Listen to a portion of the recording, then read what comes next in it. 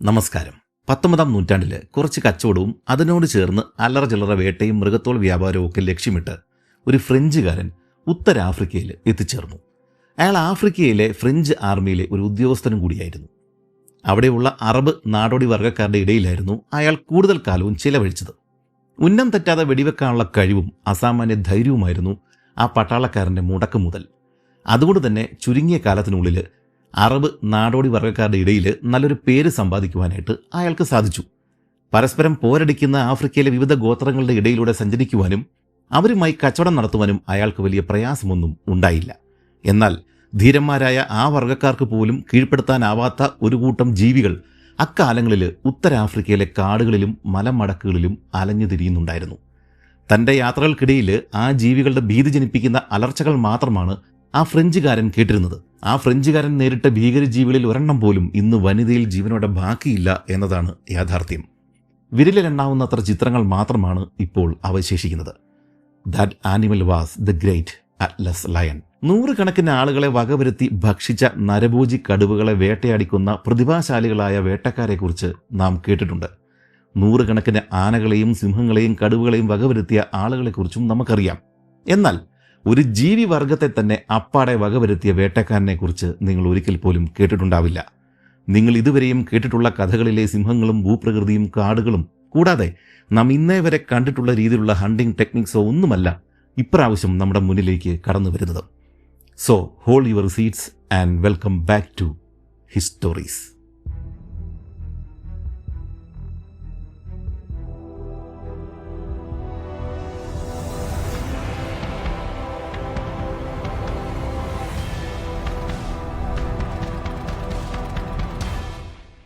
ആയിരത്തി 1925 മൊറോക്കോയിൽ നിന്നും സെനഗലിലേക്ക് പറന്ന ഒരു വിമാനത്തിൽ നിന്നും എടുത്ത ചിത്രമാണ് നിങ്ങൾ ഇപ്പോൾ കണ്ടുകൊണ്ടിരിക്കുന്നത്. മൊറോക്കോ, അൾജീരിയ, ടുണീഷ്യ എന്നീ രാജ്യങ്ങളിലായി ഏതാണ്ട് 2500 കിലോമീറ്റർ ദൂരത്തിൽ കിഴക്ക് പടിഞ്ഞാറായി കിടക്കുന്ന അറ്റ്ലസ് മൗണ്ടൻസിലെ ഏതോ ഒരു സ്ഥലത്ത് വെച്ചാണ് ഈ ചിത്രം എടുത്തിട്ടുള്ളത്. ആഫ്രിക്കയുടെ വടക്ക് സഹാര മരുഭൂമിയുടെ അതിർത്തിയാണ് അറ്റ്ലസ് മൗണ്ടൻസ്. അതിപുരാതനമായ സംസ്കാരമുള്ള ബെർബർ ജനതയാണ് ഈ മലനിരകളുടെ താഴ്വരകളിൽ കാലാകാലങ്ങളായി അധിവസിക്കുന്നത്. ബെർബർ ഭാഷയിൽ അദ്രസ് എന്ന് പറഞ്ഞാൽ മല എന്നാണ് അർത്ഥം. അങ്ങനെ അദ്രസ് മലകൾ അറ്റ്ലസ് മൗണ്ടൻസായി മാറി. ഈ അറ്റ്ലസ് മലകളിൽ നിന്നാണ് അറ്റ്ലാന്റിക് സമുദ്രത്തിന് ആ പേര് ലഭിച്ചത്. 1925 ഈ അറ്റ്ലസ് മലകളിൽ നിന്നും പാടെ അപ്രത്യക്ഷമായി എന്ന് ആളുകൾ കരുതിയിരുന്ന ഒരു ജീവിയാണ് വിമാനത്തിൽ നിന്നും എടുത്ത ഈ ചിത്രത്തിൽ കാണുന്നത്. ലാർജസ്റ്റ് ലയൺസ് എന്ന് പേരുള്ള അറ്റ്ലസ് ലയൺ ആണ് അബദ്ധത്തിൽ ആ ഫോട്ടോയിൽ പതിഞ്ഞത്. അതോടുകൂടി വന്യതയിൽ നിന്നും പൂർണ്ണമായിട്ടും തുടച്ചു നീക്കപ്പെട്ടു എന്ന് കരുതപ്പെട്ടിരുന്ന ഈ സിംഹങ്ങളുടെ കൂട്ടത്തിൽ കുറച്ച് ജീവികൾ ഇനിയും മലമടക്കുകളിൽ അവശേഷിക്കുന്നുണ്ട് എന്നുള്ളൊരു സൂചന ഗവേഷകർക്ക് ലഭിച്ചു. തെക്കേ ആഫ്രിക്കയിലെയും മധ്യ ആഫ്രിക്കയിലെയും പുൽമേടുകളിൽ ജീവിക്കുന്ന മറ്റ് സിംഹങ്ങളിൽ നിന്നും വ്യത്യസ്തമായി മരുഭൂമിയിലും മലമടക്കുകളിലും ഗുഹകളിലും വസിച്ചിരുന്ന ആഫ്രിക്കൻ സിംഹങ്ങളുടെ ഒരു കൂട്ടമായിരുന്നു Barbary lions, north African lions, Egyptian lions എന്നൊക്കെ അറിയപ്പെട്ടിരുന്ന അറ്റ്ലസ് ലയൺസ്. മറ്റ് ആഫ്രിക്കൻ സിംഹങ്ങളോടല്ല, മറിച്ച് ഏഷ്യൻ ലയൺസിനോടാണ് ഈ അറ്റ്ലസ് സിംഹങ്ങൾക്ക് കൂടുതലും സാദൃശ്യമുള്ളത്. ഇവയെ സിംഹങ്ങളുടെ ഒരു ഉപവർഗമായി പോലും പലരും അംഗീകരിച്ചിട്ടില്ല. പകരം ഒറ്റപ്പെട്ട് ജീവിച്ചിരുന്ന ഒരു കൂട്ടം സിംഹങ്ങൾ മാത്രമാണ് അറ്റ്ലസ് ലയൺസ് എന്നാണ് ചിലർ കരുതുന്നത്. പുരാതന ഗ്രീക്ക്, ഈജിപ്ഷ്യൻ സംസ്കാരങ്ങളിൽ ശക്തിയുടെ പര്യായമായി രേഖപ്പെടുത്തിയിരുന്ന അറ്റ്ലസ് ലയൺസിന് പഴയ ലിഖിതങ്ങളിൽ നിന്നും കൂടാതെ 19-20 നൂറ്റാണ്ടുകളിലെ വേട്ടക്കാരുടെ വിവരണങ്ങളിൽ നിന്നുമാണ് മറ്റ് സിംഹങ്ങളെക്കാൾ വലിപ്പക്കൂടുതൽ ഉണ്ടായിരുന്നുവെന്ന് അനുമാനിക്കപ്പെടുന്നത്. കഴിഞ്ഞ നൂറ്റാണ്ടുകളിൽ ഇവ എണ്ണത്തിൽ ഒരുപാടൊന്നും ഉണ്ടായിരുന്നില്ല. അതിനാൽ മസായിമാരയിലെ പോലെ വലിയ പ്രൈഡുകളോ കൂട്ടങ്ങളോ ഒന്നുമായിട്ടല്ല ഈ അറ്റ്ലസ് സിംഹങ്ങൾ ജീവിച്ചിരുന്നത്. ആൺസിംഹങ്ങളെ പലപ്പോഴും ഒറ്റയ്ക്ക് തന്നെയായിട്ടാണ് വേട്ടക്കാർ കണ്ടതായിട്ട് രേഖപ്പെടുത്തിയിട്ടുള്ളത്. ഉത്തരാഫ്രിക്കയിൽ എപ്പോഴാണോ തോക്കുകൾ വന്നെത്തിയത് അപ്പോഴാണ് ഈ ജീവികളുടെ കഷ്ടകാലം ആരംഭിച്ചത്. തങ്ങളുടെ കൃഷി നശിപ്പിക്കുന്ന മാൻവർഗ്ഗങ്ങളെ ഗോത്രവർഗ്ഗക്കാർ കൂട്ടത്തോടെ വെടിവെച്ചിടുവാൻ തുടങ്ങി.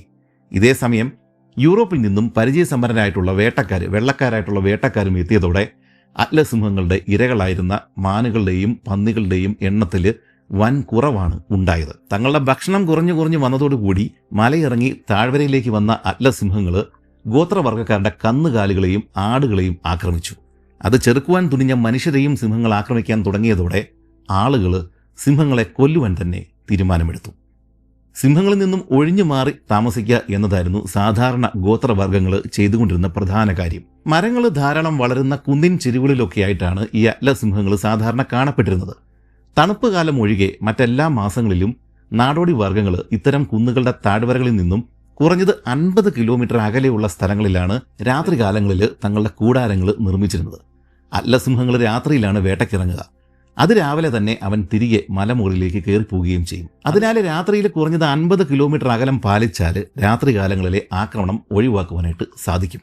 എന്നാൽ തണുപ്പ് കാലത്ത് ഇത് സാധ്യമായിരുന്നില്ല.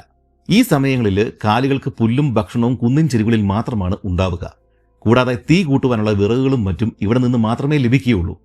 അതിനാൽ തണുപ്പ് തുടങ്ങുമ്പോൾ തന്നെ നാടോടി ഗോത്രങ്ങൾ മറ്റ് മാർഗങ്ങളില്ലാത്തതുകൊണ്ട് കുന്നുകളുടെ അരികിലേക്ക് താമസം മാറ്റേണ്ടി വരും. അപ്പോഴാണ് അവർക്ക് ഈ അറ്റ്ലസ് ആക്രമണങ്ങളെ നേരിടേണ്ടി വരിക. തണുപ്പ് കാലങ്ങളിൽ മറ്റ് ഇരകൾ കിട്ടാത്തതിനാൽ സിംഹങ്ങൾ കന്നുകാലികളെയും മനുഷ്യരെയും ആക്രമിക്കാനായിട്ട് തുടങ്ങും.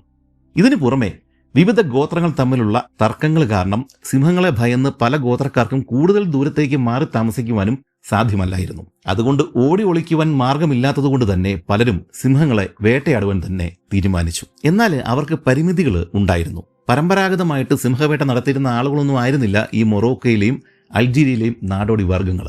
അക്കാലത്ത് അവരുടെ കൈകളിൽ ആവശ്യത്തിന് തോക്കുകളും ഉണ്ടായിരുന്നില്ല. അതിനാൽ സിംഹങ്ങളെ കൊല്ലുവാൻ അവർ പ്രാകൃതമായിട്ടുള്ള രീതികളാണ് അവലംബിച്ചത്. സൊണാബിയ എന്ന് ബെർബറുകൾ വിളിക്കുന്ന ചതിക്കുഴിയായിരുന്നു ഒരു മാർഗം.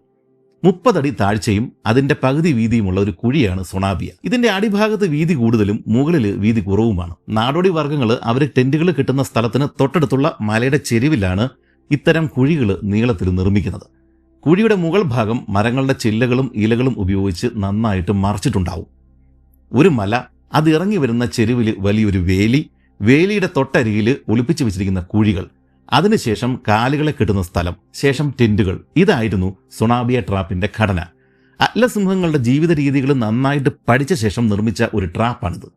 ചെരിഞ്ഞ ഭൂമിയിൽ സിംഹങ്ങൾ എപ്പോഴും മുകളിൽ നിന്നും താഴേക്ക് വന്നാണ് ആക്രമിക്കുക. കൂടാതെ തനിക്കും കന്നുകാലികൾക്കും ഇടയിൽ വേലിയോ പാറയോ മറ്റ് തടസ്സങ്ങളോ കണ്ടാൽ അത് ചാടിക്കടക്കുന്ന ശീലവും ഈ സിംഹങ്ങൾക്കുണ്ട്. രാത്രിയിലാണ് അറ്റ്ലസിംഹങ്ങൾ മലമുകളിൽ നിന്നും താഴേക്ക് ഇറങ്ങി വരിക. അപ്പോൾ തന്നെ ഗോത്രവർഗ്ഗക്കാരുടെ കന്നുകാലികളുടെ സാന്നിധ്യം അവന് പിടികിട്ടും. താഴേക്ക് ഇറങ്ങി വരുമ്പോൾ മുന്നിൽ വേലി കണ്ടാൽ പിന്നെ ഒന്നും ആലോചിക്കില്ല, നേരെ എടുത്തങ്ങ് ചാടും. പക്ഷേ വേലിക്കപ്പുറമുള്ള ചതിക്കുഴികളിൽ ഒന്നിലാവും ആ ചാട്ടം അവസാനിക്കുക. മുകൾ ഭാഗം വീതി കുറച്ച് നിർമ്മിച്ചിരിക്കുന്ന ആ കുഴിയിൽ നിന്നും ഒരിക്കലും പുറത്തേക്ക് ചാടുവാനായിട്ട് ആ സിംഹത്തിന് കഴിയില്ല. സിംഹത്തിന്റെ അലർച്ചകൾ കേൾക്കുന്നതോടെ കന്നുകാലികൾ ബഹളം വയ്ക്കുവാൻ തുടങ്ങുകയും ക്യാമ്പിലെ ആളുകൾ എഴുന്നേൽക്കുകയും ചെയ്യും. തങ്ങളുടെ ഏറ്റവും വലിയ ശത്രു കുഴിയിൽ വീണതിന്റെ ആഹ്ലാദ പ്രകടനമായിരിക്കും പിന്നീട് അവിടെ നടക്കുക. സ്ത്രീകളും കുട്ടികളും നൃത്തം ചെയ്യുകയും ആണുങ്ങൾ ഉച്ചത്തിൽ അലറുകയും തൂക്കുകൾ കൈവശമുള്ളവർ അത് ആകാശത്തിലേക്ക് നിറയൊഴിക്കുകയും ചെയ്യും. അതോടുകൂടി തൊട്ടടുത്തുള്ള മറ്റ് ക്യാമ്പുകളിലെ ആളുകൾക്കും ഒരു സിംഹം കുടുങ്ങിയിട്ടുണ്ട് എന്നുള്ള വിവരം പിടികിട്ടും. അന്നത്തെ രാത്രി പിന്നീട് ആഘോഷമാണ്. ഒരാടിനെ കൊന്ന് വലിയ ഒരു സദ്യ തന്നെയാണ് അവർ തയ്യാറാക്കുക. ഈ സമയം സിംഹം പലവട്ടം മുകളിലേക്ക് എടുത്തു ചാടി രക്ഷപ്പെടുവാൻ ശ്രമിക്കുന്നുണ്ടാവും. അവൻ പരാജയപ്പെട്ട് താഴേക്ക് വീഴുമ്പോഴേക്കും ആളുകൾ ആർത്തു വിളിക്കും. ഇതിനിടെ കുട്ടികൾ കുഴിയിലേക്ക് കല്ലുകൾ എടുത്തെറിഞ്ഞ് സിംഹത്തെ പ്രകോപിപ്പിക്കുവാൻ ശ്രമിക്കും. ചിലർ കുന്തങ്ങളും വടികളും എറിഞ്ഞ് അതിനെ മുറിവേൽപ്പിക്കുവാനും നോക്കുന്നുണ്ടാവും. എന്നാൽ മുതിർന്നവർ അത് തടയുകയാണ് പതിവ്. കാരണം കേടുപാടുകളില്ലാത്ത സിംഹത്തോലിന് മാർക്കറ്റിൽ നല്ല വില കിട്ടും. അതുകൊണ്ട് സിംഹം ക്ഷീണിച്ച് അവശനായി കിടക്കുമ്പോൾ വെടിവെച്ചാവും അവർ അവനെ വധിക്കുക. 1-2 ദിവസങ്ങളിലെ ആഘോഷങ്ങൾക്ക് ശേഷം തൊട്ടടുത്തുള്ള സകല ക്യാമ്പുകളിലെയും സകല ആളുകളും കണ്ട ശേഷം മാത്രമായിരിക്കും പട്ടിണി കിടന്ന് അവശനായ സിംഹത്തെ അവർ വധിക്കുന്നത്. ശേഷം കൂട്ടത്തിലെ ചെറുപ്പക്കാര് കുഴിയിലേക്ക് ഇറങ്ങും. വലിയൊരു മരക്കമ്പിൽ സിംഹത്തെ ബന്ധിച്ച ശേഷം വലിയ കയറുകളും വള്ളികളും ഉപയോഗിച്ചാണ് മണിക്കൂറുകൾ കൊണ്ട് സിംഹത്തെ കുഴിയുടെ വെളിയിൽ എത്തിക്കുക. ഇതിനുശേഷം അവർ സിംഹത്തിന്റെ ഹൃദയം തുരന്നെടുക്കും. സ്ത്രീകൾക്കും കുട്ടികൾക്കും ചുട്ടെടുത്ത് ഭക്ഷിക്കുവാനായിട്ട് അത് വീതം വെച്ച് കൊടുക്കുകയും ചെയ്യും. കുട്ടികൾ സിംഹത്തെ പോലെ ധീരന്മാരായിട്ട് വളരുവാനും സ്ത്രീകൾ കൂടുതൽ വീരപുരുഷന്മാർക്ക് പോകാനുമായിട്ടുമാണ് ഈ ഒരു പണി ചെയ്യുന്നത്. അതുപോലെ തന്നെ സിംഹത്തിന്റെ സടയിലെ രോമങ്ങളും ഇതേ രീതിയിൽ പങ്കിട്ടെടുക്കും.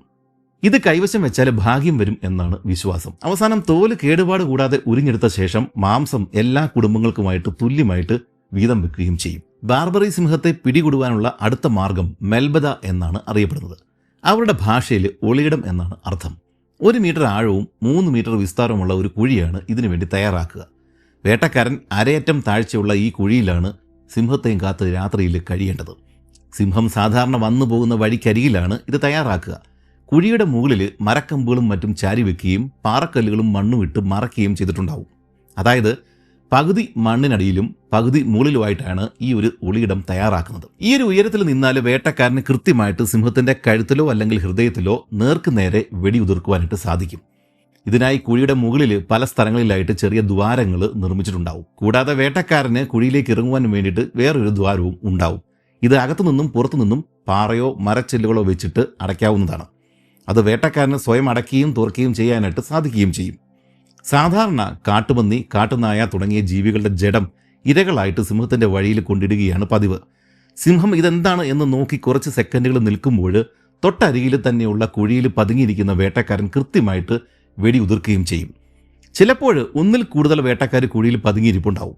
മറ്റു ചിലപ്പോൾ വെടികൊണ്ട സിംഹം ഗർജിച്ചുകൊണ്ട് കാട്ടിലേക്ക് തിരികെ ഓടിയെന്നും വരാം. അപ്പോഴേക്കും ഈ വേട്ടക്കാരൻ സിഗ്നൽ കൊടുത്തിട്ട് ഗ്രാമത്തിലെ മറ്റാളുകളെ അങ്ങോട്ടേക്ക് വിളിച്ചു വരുത്തുകയും രക്തത്തുള്ളികളുടെ അടയാളങ്ങൾ നോക്കി സിംഹത്തെ പിന്തുടരുകയും എവിടെയെങ്കിലും പരിക്കേറ്റ് അവശനായി കിടക്കുന്ന അവനെ ഒരിക്കൽ കൂടി വെടിവെച്ച് കൊലപ്പെടുത്തുകയും ചെയ്യും. ഇതേ രീതിയിൽ തന്നെ മരങ്ങളിൽ വേട്ടക്കാർക്ക് ഇരിക്കാവുന്ന ഒളിമാടങ്ങൾ നിർമ്മിച്ചും ഉത്തരാഫ്രിക്കയിലെ നാടോടി ഗോത്രങ്ങൾ അറ്റ്ലസ് സിംഹങ്ങളെ വേട്ടയാടാറുണ്ട്.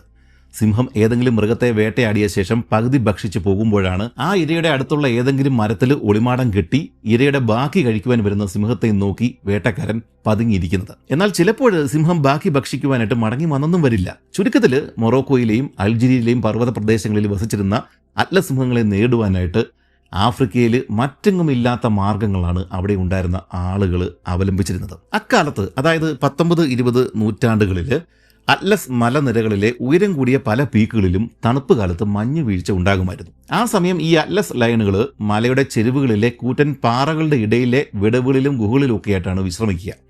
തണുത്ത കാറ്റിൽ നിന്നും രക്ഷപ്പെടുവാനും ഇതവരെ സഹായിക്കും. 1800കളുടെ മധ്യകാലങ്ങളിൽ അറ്റ്ലസ് മലനിരകളിലെ സെറാജർ മലയുടെ താഴ്വരയിൽ ഔലെ സിദ്ദി ഷെയ്ഖ് എന്നു പേരുള്ള ഒരു അറബ് ഗോത്രങ്ങളുടെ കോൺഫെഡറേഷൻ ഉണ്ടായിരുന്നു. ഫ്രഞ്ചുകാരുടെ അധിനിവേശത്തിനെതിരെ പോരാടുവാൻ വേണ്ടിയിട്ടാണ് ഈ കൂട്ടായ്മ രൂപം കൊണ്ടത്. ഈ കൂട്ടത്തിൽപ്പെട്ട ഒരു ഗോത്രമായിരുന്നു 1850 ശൈത്യകാലത്ത് സെറാജർ മലയുടെ താഴ്വരയിൽ തമ്പടിച്ചിരുന്നത്. മുമ്പ് പറഞ്ഞതുപോലെ മലയുടെ ചെരുവുകളിലാണ് അവരുടെ തമ്പുകൾ ഉണ്ടായിരുന്നത്. താഴ്വരയിൽ നിറയെ അവരുടെ 100 കണക്കിന് കാലുകളെ പ്രത്യേക വളപ്പുകളിൽ സൂക്ഷിച്ചു വെച്ചിട്ടുണ്ടായിരുന്നു. ഒരു ദിവസം വൈകുന്നേരം മലമുകളിൽ നിന്നും ഒരു ഗർജനം കേട്ടതോടെയാണ് മലയിൽ ഒരു സിംഹമുണ്ട് എന്ന് അവർക്ക് പിടികിട്ടിയത്. മുൻ വർഷങ്ങളിലും അവർ ഇതേ സ്ഥലത്ത് തന്നെ ക്യാമ്പ് ചെയ്തിരുന്നതാണ്. എന്നാൽ അന്നൊന്നും സിംഹങ്ങളുടെ സാന്നിധ്യം ഉണ്ടായിരുന്നില്ല. ഗർജനം കേട്ടതോടെ ക്യാമ്പുകളിൽ ചർച്ചകൾ സജീവമായി. ഒരു പക്ഷേ ഇത്രയും വലിയ ക്യാമ്പും ബഹളവും കണ്ട് സിംഹം ആക്രമിക്കാതെ തിരികെ പോയേക്കാം എന്ന് ചിലർ അഭിപ്രായപ്പെട്ടു. എന്നാൽ തണുപ്പ് കാലമായതിനാൽ മറ്റിരകളെ കിട്ടാനുള്ള പ്രയാസം കാരണം സിംഹം കടന്ന കൈ പ്രയോഗിച്ചേക്കാമെന്നും പ്രായമുള്ള ചിലർ അഭിപ്രായപ്പെട്ടു. എന്നാൽ പിറ്റേ ദിവസം സിംഹം കാലിക്കൂടുകൾ ആക്രമിച്ചതോടെ കാര്യങ്ങൾ വഷളായി.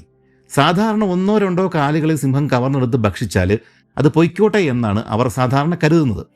അതോടുകൂടി സിംഹം മടങ്ങിക്കോളും എന്നായിരുന്നു അവരുടെ വിചാരം. എന്നാൽ ഇപ്രാവശ്യം കാര്യങ്ങൾ കൂടുതൽ വഷളായി. സിംഹം തുടർച്ചയായിട്ട് അറ്റാക്ക് തുടങ്ങിയതോടെ പ്രായത്തിൽ മുതിർന്നവർ രാത്രിയിൽ ഒരു യോഗം വിളിച്ചുകൂട്ടി. മലയുടെ ചെരുവിൽ വലിയൊരു തീ കൂട്ടിയ ശേഷമാണ് അവർ യോഗം ചേർന്നത്. ഏകദേശം 50ഓളം ആണുങ്ങളാണ് അവിടെ എത്തിച്ചേർന്നത്. സകല ആളുകളുടെയും തോളിൽ വലിയൊരു തോക്കും അരയിൽ ഒരു പിസ്റ്റളും കടാരയും ഉണ്ടായിരുന്നു. ആഴിക്ക് ചുറ്റും വൃത്താകൃതിയിൽ നിലത്താണ് അവർ ഇരുന്നത്. തൊട്ടുപുറകിൽ അവരുടെ കൂടെ എത്തിയ നായ്ക്കളും കശപശ കൂട്ടുന്നുണ്ടായിരുന്നു. നായ്ക്കൾ തമ്മിൽ ശണ്ടയും കടിപിടിയും കൂടുന്നുണ്ടായിരുന്നുവെങ്കിലും ആളുകളുടെ ശ്രദ്ധ അതിലൊന്നും ആയിരുന്നില്ല.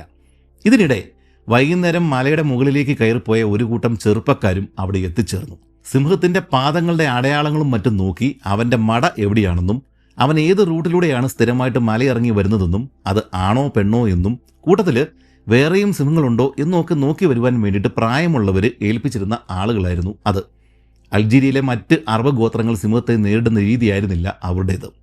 സിംഹത്തിന്റെ മടയിൽ ചെന്ന് നേർക്കുനേർ വെടിയുതിർക്കുന്ന അപകടം നിറഞ്ഞ രീതിയായിരുന്നു അവർ സ്വീകരിച്ചിരുന്നത്.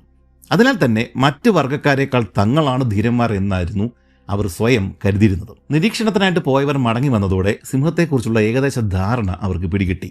ഏകനായി സഞ്ചരിക്കുന്ന മുതിർന്ന ഒരു ആൺസിംഹമാണ് മലമുകളിൽ ഉള്ളത്. ചെറുപ്പക്കാരേക്കാളും പെൺസിംഹങ്ങളെക്കാളും കൊല്ലുവാനായിട്ട് ഏറ്റവും ബുദ്ധിമുട്ട് ആക്രമിച്ചും പ്രതിരോധിച്ചും പരിചയമുള്ള മുതിർന്ന ആൺസിംഹത്തെയാണ്. കാര്യങ്ങൾ അറിഞ്ഞതോടെ ഇനി സംഘത്തിലെ പ്രായമുള്ളവരാണ് സിംഹത്തെ എവിടെ എപ്പോൾ ആരൊക്കെ ആക്രമിക്കണം എന്ന് തീരുമാനമെടുക്കുന്നത്. അവരെടുക്കുന്ന തീരുമാനങ്ങൾ ഏകണ്ഠമായിരിക്കുകയും ചെയ്യും. അങ്ങനെ കാര്യങ്ങൾ തീരുമാനിക്കപ്പെട്ടതോടെ വേട്ടക്കാർ തോക്കുകൾ റീലോഡ് ചെയ്ത് തയ്യാറായി. ശേഷം രാവിലെ തന്നെ കൂട്ടത്തിലെ പയ്യന്മാരായിട്ടുള്ള 6 വേട്ടക്കാരെ മലയുടെ ഏറ്റവും മുകളിലെ ഉയർന്ന പാറയുടെ മുകളിലേക്ക് അയച്ചു. സിംഹത്തിന്റെ നീക്കങ്ങൾ മുകളിൽ നിന്നും കണ്ട് മനസ്സിലാക്കുവാനും അതനുസരിച്ചിട്ട് താഴെ നിന്നും കയറി വരുന്ന മറ്റ് വേട്ടക്കാർക്ക് സിഗ്നലുകൾ കൊടുക്കുവാനും വേണ്ടിയിട്ടാണ് ആദ്യമേ തന്നെ അവരെ അയച്ചത്. ആംഗ്യഭാഷയിലുള്ള ഇത്തരം സിഗ്നലുകൾ ഈ ഗോത്രത്തിൽപ്പെട്ട ആളുകൾ ചെറുപ്പം മുതലേ വശത്താക്കി വെച്ചിട്ടുണ്ടാവും. പുറമേ നിന്നുള്ള ആളുകൾക്ക് ഇതൊരിക്കലും മനസ്സിലാവുകയുമില്ല. ചെറുപ്പക്കാർ മലമുകളിൽ എത്താനുള്ള സമയം ആയിട്ടുണ്ടെന്ന് മനസ്സിലാക്കിയ മറ്റ് വേട്ടക്കാർ താമസിയാതെ തന്നെ മല കയറി തുടങ്ങി. ഇപ്പോൾ മലയുടെ ഏറ്റവും മുകളിലെ പാറയിൽ നിരീക്ഷരായിട്ടുള്ള ചെറുപ്പക്കാർ കാത്തുനിൽപ്പുണ്ട്. താഴെ നിന്നും മുകളിലേക്ക് വേട്ടക്കാർ കയറി വരികയും ചെയ്യുന്നുണ്ട്. ഇതിൻ്റെയൊക്കെ ഇടയിലുള്ള ഏതോ പാറകൾക്കിടയിലാണ് സിംഹം ഇപ്പോൾ വിശ്രമിക്കുന്നത്.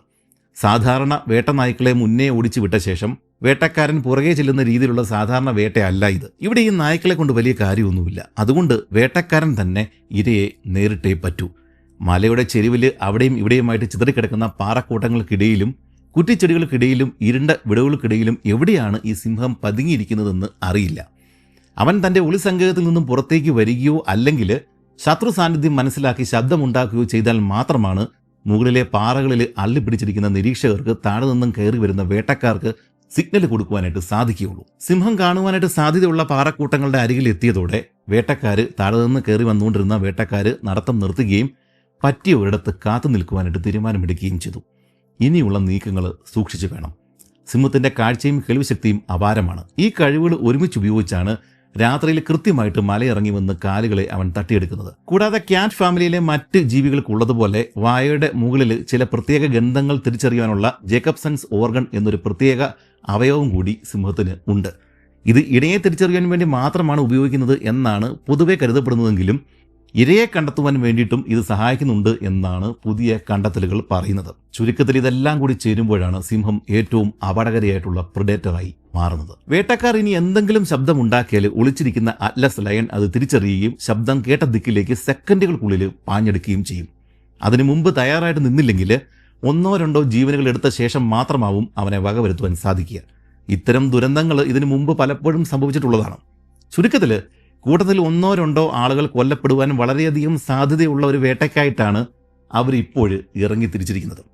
ഇതേസമയം ഏറ്റവും മുകളിൽ പാറയിലിരിക്കുന്ന ചെറുപ്പക്കാരുടെ കണ്ണുകൾ 4 പടും തിരിയുന്നുണ്ടായിരുന്നു. നോർത്ത് ആഫ്രിക്കയിലെ ബെർബർ വംശജർ സ്ഥിരമായിട്ട് ദേഹത്തണിയുന്ന നീളൻ തുണിയാണ് ബർണൂസ്. മുകളിലെ പാറമേലിരിക്കുന്ന യുവാക്കൾ താഴെയുള്ള മുതിർന്ന വേട്ടക്കാർക്ക് സിഗ്നൽ കൊടുക്കുന്നത് ബർണൂസ് ഉയർത്തി വീശി കാണിച്ചാണ്. ഈ തുണി കയ്യിൽ 2 തവണ ചുറ്റി അങ്ങോട്ടും ഇങ്ങോട്ടും വീശി കാണിച്ചാൽ സിംഹം ഏതാനും വാരകൾക്കപ്പുറം നിങ്ങളുടെ മുന്നിൽ തന്നെ ഉണ്ട് എന്നാണ് അർത്ഥം. എന്നാൽ അതിപ്പോൾ അനങ്ങാതെ തന്നെ ഇരിക്കുകയാണ് എന്നും ഇതിൽ നിന്നും മനസ്സിലാക്കണം. സിംഹം ഇടത്തോട്ടോ വലത്തോട്ടോ നീങ്ങിയാൽ സിഗ്നൽ കൊടുക്കുന്ന ആള് അതേ ദിശയിൽ 2 സ്റ്റെപ്പുകൾ നടന്ന് സിംഹം നീങ്ങുന്ന ദിശയിലേക്ക് തന്നെ ബർണൂസ് വീശി കാണിക്കുകയും ചെയ്യും.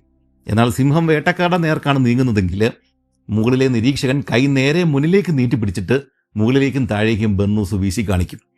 ഇത്തരം ഒരു സിഗ്നൽ മുകളിൽ നിന്നും കിട്ടിയതോടെ താഴെ നിന്നും കയറി വന്ന വേട്ടക്കാര് ബാറ്റിൽ ഫോർമേഷൻ പോലെ വരി വരിയായിട്ട് നിലയുറപ്പിച്ചു. ഒരു പാറയോട് ചേർന്നിട്ടാണ് അവര് പുറം തിരിഞ്ഞ് വരി വരിയായിട്ട് നിന്നത്. പുറകിൽ നിന്നുള്ള ആക്രമണം തടയാൻ വേണ്ടിയിട്ടാണ് ഇങ്ങനെ പാറയോട് ചേർന്ന് നിൽക്കുന്നത്. വലിയൊരു കഠിനമായിട്ടുള്ള ശബ്ദമെടുത്ത ശേഷമാണ് അവര് സിംഹത്തെ വേട്ടയാടുവാനായിട്ട് ഇപ്പോൾ ഇറങ്ങി തിരിച്ചിരിക്കുന്നത്. എന്തു വില കൊടുത്തും കൂടെയുള്ള ആളുകളെ സംരക്ഷിക്കുമെന്നാണ് ആ പ്രതിജ്ഞ. അതിന് സ്വന്തം ജീവൻ തന്നെയും ബലി കൊടുക്കുവാനായിട്ട് അവർ സന്നദ്ധരാണ്. ഇങ്ങനെയുള്ള ഉറച്ച മനസ്സോട് കൂടിയിട്ടാണ് ആ ഒരു വലിയ പാറയോട് ചേർന്ന് നിരനിരയായിട്ട് തോക്കുകളും മുന്നം വെച്ച് അവർ കാത്ത് നിൽക്കുന്നത്. ശത്രുവിന്റെ സാന്നിധ്യം മനസ്സിലാക്കുന്ന സിംഹം അവരുടെ നേർക്ക് കുതിച്ചു പാഞ്ഞു വരുമ്പോൾ കൂട്ടത്തിൽ മുതിർന്നയാൾ വെടിവെക്കാനുള്ള ഓർഡർ കൊടുക്കുകയും വേട്ടക്കാരെല്ലാം ചേർന്ന് ഒരുമിച്ച് സിംഹത്തിന് നേർക്ക് വെടിവെക്കുകയും ചെയ്യും. എന്നാൽ എത്ര പേര് നിന്ന് വെടിവെച്ചാലും കൃത്യം ഹൃദയത്തിന് തന്നെ അല്ലെങ്കിൽ തലച്ചോറിന് തന്നെ വെടി കൊണ്ടില്ലെങ്കിൽ സിംഹം ചാവില്ല. 8-10 വെടിയേക്കുന്ന സിംഹം തളർന്നു വീണാലും വീണ്ടും കുതിച്ചു വരാനുള്ള സാധ്യതയുമുണ്ട്. ഇതിന്റെ ഉള്ളിൽ തോക്കുകൾ വീണ്ടും റീലോഡ് ചെയ്ത് ഫയർ ചെയ്തിരിക്കണം. അല്ലെങ്കിൽ 1-2 വേട്ടക്കാരെ പിച്ചി ചീന്തിയ ശേഷം മാത്രമേ സിംഹം നിശ്ചലനാവുകയുള്ളൂ എന്ന് ഉറപ്പാണ്. ഈ സമയം വേട്ടക്കാരെ പിസ്റ്റൾ ഉപയോഗിച്ചിട്ട് വെടിവെക്കുകയോ കഠാരി ഉപയോഗിച്ച് നേരിട്ട് ആക്രമിക്കുകയോ ആണ് ചെയ്യാറ്. തൊട്ടടുത്ത് നിന്ന് ചെയ്യുന്ന ഇത്തരം കാര്യങ്ങളൊക്കെയും തീർത്തും അപകടം പിടിച്ചത് തന്നെയാണ്. അതുപോലെ തന്നെ ചത്തതുപോലെ കിടക്കുന്ന സിംഹം വേട്ടക്കാരടുത്ത് വരുമ്പോഴേക്കും വീണ്ടും സടകുടിഞ്ഞ് എഴുന്നേറ്റ് ആക്രമിച്ച സന്ദർഭങ്ങളും ഉണ്ടായിട്ടുണ്ട്. തൊട്ടടുത്ത് നിൽക്കുന്ന ആളെയാവും അവൻ ആ സമയത്ത് ആദ്യം പിടികൂടുക. തലയിലോ കഴുത്തിലോ പിടുത്തമിട്ട ശേഷം ഒന്ന് കുടയുന്നതോടെ വേട്ടക്കാരൻ പിടലി ഒടിഞ്ഞ് മരണപ്പെട്ടിട്ടുണ്ടാവും. ഉടൻ തന്നെ സിംഹം പിടുത്തം വിട്ട് അടുത്തയാളിനെ പിടികൂടും. ഇങ്ങനെ 2-3 പേരെ വകവരുത്തിയ ശേഷമാവും മറ്റുള്ളവരുടെ തുടർച്ചയായിട്ടുള്ള വെടികളേറ്റ് സിംഹം മരണപ്പെടുക. ചുരുക്കത്തിൽ നല്ലൊരു പോരാട്ടം നടത്താതെ സിംഹം പ്രാണം വെടിയില്ല എന്ന് ഉറപ്പാണ്. ഇതെല്ലാം സംഭവിക്കുമെന്ന് മനസ്സിൽ കണ്ടു തന്നെയാണ് വേട്ടക്കാർ പാറയോട് ചേർന്ന് തയ്യാറായിട്ട് നിൽക്കുന്നത്. എന്നാൽ എവിടെയോ എന്തോ കുഴപ്പമുണ്ടെന്ന് അവർക്ക് തോന്നി. മുകളിൽ നിൽക്കുന്നവർ ഇപ്പോഴും അലറിക്കൊണ്ട് സിഗ്നൽ തരുന്നുണ്ട്. സിംഹം തങ്ങൾക്ക് നേരെ വരുന്നുണ്ട് എന്ന് തന്നെയാണ് അവർ പറയുന്നത്. അതുകൊണ്ട് തന്നെയാണ് അവർ തയ്യാറായിട്ട് നിൽക്കുന്നതും. പക്ഷേ ഇപ്പോഴും മുകളിലെ പാറയിലിരിക്കുന്ന ചെറുപ്പക്കാർ അലറിക്കൊണ്ട് തന്നെയാണ് ഇരിക്കുന്നത്. ഇത് പക്ഷേ പതിവുള്ളതല്ല. അപ്പോഴാണ് അവർ ഒരു കാര്യം ശ്രദ്ധിച്ചത്. തങ്ങളുടെ കൂട്ടത്തിലെ ഖാലിദിനെ കാണുന്നില്ല. അയാൾ ഇപ്പോഴും മല കയറി വരുന്നതേയുള്ളൂ. മുകളിലെ ആളുകൾ സിഗ്നൽ കാണിക്കുന്നത് തങ്ങൾക്കല്ല, മറിച്ച് താഴെയുള്ള ഖാലിദിനാണ്. ഉടനെ സിംഹത്തിന്റെ അലർച്ചയും ഖാലിദിന്റെ നിലവിളിയും ഒരുമിച്ചാണ് അവർ കേട്ടത്. ദുരന്തം സംഭവിച്ചു കഴിഞ്ഞു. വേട്ടക്കാരുടൻ തന്നെ മലയുടെ താഴേക്ക് അതിവേഗം ഇറങ്ങിച്ചെന്നു. ഖാലിദിന്റെ മുകളിൽ കയറിയിരിക്കുന്ന ഒരു കൂറ്റൻ സിംഹത്തെയാണ് അവരവിടെ കണ്ടത്. അയാൾ മരിച്ചിട്ടില്ല, കൈകൾ ഇപ്പോഴും അനങ്ങുന്നുണ്ട്. സിംഹം അയാളുടെ മുഖം നാക്കുകൊണ്ട് നക്കുകയാണ്. ഓടിവരുന്ന വേട്ടക്കാരെ കണ്ടതോടെ അവൻ ഖാലിദിനെ കടിച്ചെടുത്തുകൊണ്ട് നടക്കുവാൻ ഭാവിച്ചു. ഇനിയാണ് ഏറ്റവും പ്രയാസമുള്ള ഭാഗം. ഖാലിദിനെ രക്ഷിക്കുവാൻ സിംഹത്തെ വെറുതെ അങ്ങ് തലങ്ങും വിലങ്ങും വെടിവെക്കാനായിട്ട് സാധിക്കില്ല.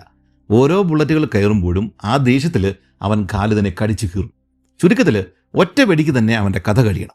അങ്ങനെ ചെയ്യണമെന്നുണ്ടെങ്കിൽ ഒരാൾ മാത്രം സിംഹത്തിന്റെ തൊട്ടരിയിലേക്ക് നീങ്ങിച്ചെന്ന് തലയ്ക്കോ ഹൃദയത്തിനോ കൃത്യമായിട്ട് വെടിയുതിർക്കണം. അല്ലെങ്കിൽ ചുറ്റിനും നിന്ന് വെടിവെക്കുമ്പോൾ ചിലപ്പോൾ ഖാലിദിന്റെ തന്നെയോ അല്ലെങ്കിൽ പരസ്പരം അവർക്ക് തന്നെയോ വെടിയേൽക്കുവാനുള്ള സാധ്യതയും ഉണ്ട്. എന്നാൽ ഇങ്ങനെ അടുത്തേക്ക് ചെല്ലുമ്പോൾ സിംഹം ഖാലിദിനെ വിട്ടിട്ട് അടുത്തേക്ക് നീങ്ങി വരുന്ന വേട്ടക്കാരനെ ആക്രമിക്കുവാനുള്ള സാധ്യതയും ഉണ്ട്. അപ്പോഴും മറ്റുള്ളവർക്ക് വെടിവെക്കുവാൻ സാധിക്കില്ല, കാരണം അത് വേട്ടക്കാരന്റെ ദേഹത്ത് തീർച്ചയായും കൊണ്ടേക്കാം. ചുരുക്കത്തിൽ മരണം ഉറപ്പിച്ച് തന്നെ വേണം ഒരാൾ തോക്കുമായിട്ട് ഖാലിദിനെ രക്ഷിക്കുവാൻ വേണ്ടിയിട്ട് സിംഹത്തിന്റെ അരയിലേക്ക് നീങ്ങി ചെല്ലുവാൻ. സത്യത്തിൽ സിംഹം ഇതുപോലെ ഒരാളുടെ കഴുത്തിലോ തലയിലോ ഒക്കെ പിടുത്തമിട്ട് കഴിഞ്ഞാൽ സിംഹത്തെ കൊന്നിട്ട് ആളെ രക്ഷിക്കാനായിട്ട് അങ്ങനെ രക്ഷിച്ചിട്ട് വലിയ കാര്യമൊന്നുമില്ല.